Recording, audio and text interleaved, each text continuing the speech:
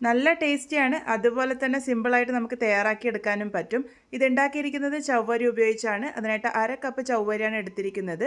ഇതാദ്യം തന്നെ നല്ലപോലെ കഴുകിയെടുത്തതിന് ശേഷം 1/2 കപ്പ് വെള്ളം ഒഴിച്ച് ഒന്ന് കുതിർക്കാൻ വേണ്ടി വെക്കണം.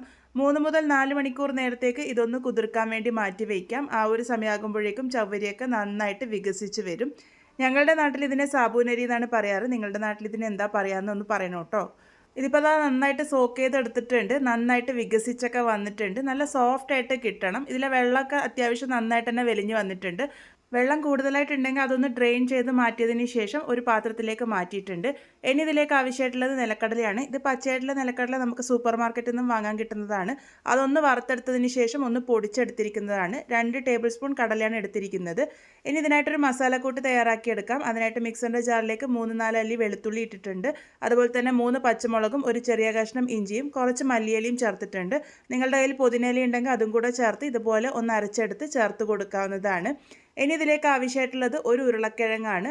പച്ചയായിട്ടുള്ള ഉരുളക്കിഴങ്ങാണ് ചേർത്ത് കൊടുക്കുന്നത്. അത് ഇതുപോലെ ചെറുതായിട്ട് ഗ്രേറ്റ് ചെയ്തിട്ടാണ് ചേർത്ത് കൊടുക്കുന്നത്. അതുകൊണ്ട് തന്നെ ഇത് ഈസി ആയിട്ട് വെന്ത് വന്നോളും. ഇനി ഇതിലേക്ക് ബൈൻഡിങ്ങിനായിട്ട് അരിപ്പൊടിയാണ് ചേർത്ത് കൊടുക്കുന്നത്. ആദ്യം ഇവിടെ 1 ടേബിൾ സ്പൂൺ അരിപ്പൊടി ചേർത്തിട്ടുണ്ട്. നിങ്ങൾക്ക് വറുത്തതോ വറുക്കാത്തതോ ആയിട്ടുള്ള ഫൈനായിട്ടുള്ള അരിപ്പൊടി ഉപയോഗിക്കാവുന്നതാണ്. ഇതിലേക്ക് ആവശ്യത്തിന് ഉപ്പും 1/4 ടീസ്പൂൺ കുരുമുളക് പൊടിയും കൂടെ ചേർത്തിട്ടുണ്ട്. എല്ലാം കൂടെ നന്നായിട്ട് കുഴച്ചെടുക്കാം. ഇതിങ്ങനെ കുഴച്ചെടുത്ത് വരുമ്പോൾ സ്റ്റിക്കി ആയിട്ട് തോന്നുന്നുണ്ടെങ്കിൽ മാത്രം കൂടുതലായിട്ട് അരിപ്പൊടി ചേർത്താൽ മതി. ഇതിപ്പോൾ അല്പം സ്റ്റിക്കി ആയിട്ട് തോന്നുന്നത് കൊണ്ട് തന്നെ ഞാനിവിടെ 1 ടേബിൾ സ്പൂൺ അരിപ്പൊടി കൂടെ ചേർത്തിട്ടുണ്ട്. അത് നോക്കിയിട്ട് വേണമെന്നുണ്ടെങ്കിൽ മാത്രം ചേർത്ത് കൊടുത്താൽ മതി. എല്ലാം കൂടെ നന്നായിട്ട് മിക്സ് ചെയ്തെടുത്ത് കഴിഞ്ഞാൽ നമ്മളുടെ കൂട്ട് ഇവിടെ പാകത്തിന് റെഡി ആയിട്ടുണ്ട്. ഇനി ഇത് ഷേപ്പ് ചെയ്തെടുക്കാം. ഞാനിതുപോലെ ഒന്ന് ഉരുട്ടിയെടുക്കുകയാണ് ചെയ്യുന്നത്. ആ ഒരു കുഞ്ഞ് ലഡുവിൻ്റെ ഷേപ്പിലാണ് ആക്കിയെടുക്കുന്നത്. ഒരുപാട് വലുപ്പത്തിലല്ല, ഒരു മീഡിയം വലുപ്പത്തിലാണ് തയ്യാറാക്കിയെടുത്തിരിക്കുന്നത്. ഇനി ഇത് ഡീപ് ഫ്രൈ ചെയ്തെടുക്കാം, അല്ലാന്നുണ്ടെങ്കിൽ ഷാലോ ഫ്രൈ ചെയ്തെടുക്കാം. ഞാനിവിടെ ഷാലോ ഫ്രൈ ചെയ്തെടുക്കാനാണ് പോകുന്നത്. അതിനായിട്ട് ഉണ്ണിയപ്പ ചട്ടിയാണ് എടുത്തിരിക്കുന്നത്. അതിലേക്ക് കുറച്ച് എണ്ണ ഇതുപോലെ ഒഴിച്ചു കൊടുത്തിട്ടുണ്ട്. അതിനുശേഷം ഓരോ കുഴിയിലേക്കുമായിട്ട് നമ്മൾ തയ്യാറാക്കി വെച്ചിരിക്കുന്നത് ഇതിലേക്ക് വെച്ച് കൊടുക്കാം.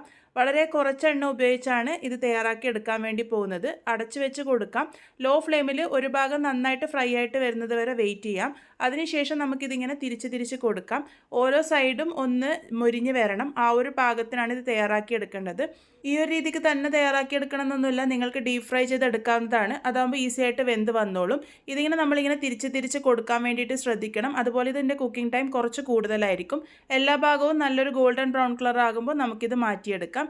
ഇതിപ്പോൾ പാകത്തിന് റെഡി ആയിട്ടുണ്ട്. ഉള്ളോളം നല്ല കറക്റ്റായിട്ട് തന്നെ വെന്ത് വന്നിട്ടുണ്ട്. പുറമേ നല്ല ക്രിസ്പി ആയിരിക്കും, ഉള്ളിൽ നല്ല സോഫ്റ്റ് ആയിട്ടിരിക്കുക. എന്തായാലും ട്രൈ ചെയ്ത് നോക്കൂ.